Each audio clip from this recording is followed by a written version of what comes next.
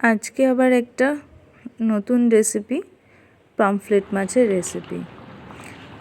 কড়াইতে তেলটাকে গরম করে নিলাম, সর্ষের তেল।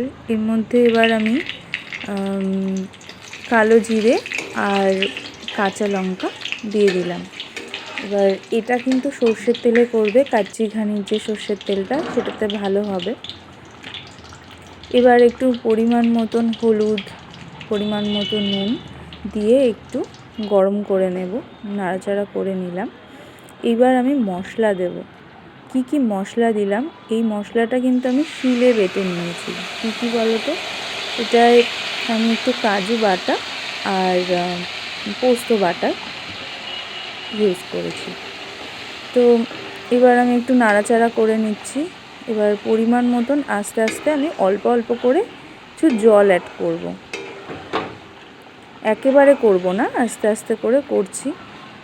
দেখো, তো আমি কিছুটা জল, ওটা আমি বাটিটার মধ্যে ধুয়ে নিয়ে ওই জলটা ইউজ করে দিচ্ছি, ওর মধ্যে দিয়ে দেব।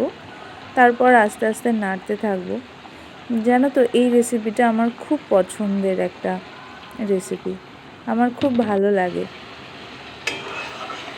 তো আস্তে আস্তে আমি একটু নাড়াচাড়া করে নিচ্ছি যতক্ষণ না উপর দিয়ে তেলটা একটু ভেসে উঠছে।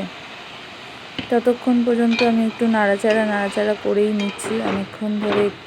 একটু সময় নিয়ে করলে ভালো হয়, একটু লো ফ্লেমে করলে এটা বেশি ভালো হয়। মানে হাই ফ্লেমে করা যাবে না, একটু লো ফ্লেম রেখে আমাকে এই মাছটা করতে হবে। তারপরে আমি আবারও একটু জল দিয়ে নিলাম, এবার নাড়াচাড়া করব।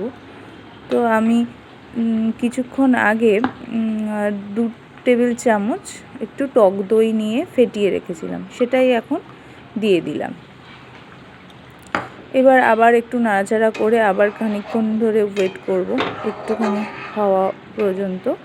তারপর আমি ভেজে রেখেছিলাম মাছগুলো, সেটা আর তোমাদের দেখানো হয়নি। সেই ভাজা মাছটাকে আবার ইউজ করে দিলাম। এবার দিয়ে দিচ্ছি। দেখো, অলমোস্ট ডান হয়েই গেছে। তো একটুখানি আবার ঝোলের মধ্যে দিয়ে আর একটুখানি ওয়েট করব হওয়া পর্যন্ত। একটুখানি ফুটে এলেই তারপরে আমি অফ করে দেবো। আমার অলমোস্ট ডান।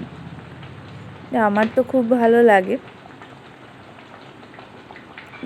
তোমাদের কার কার ভালো লাগে একটু জানিও। দেখো কত সুন্দরভাবে হয়েও গেল।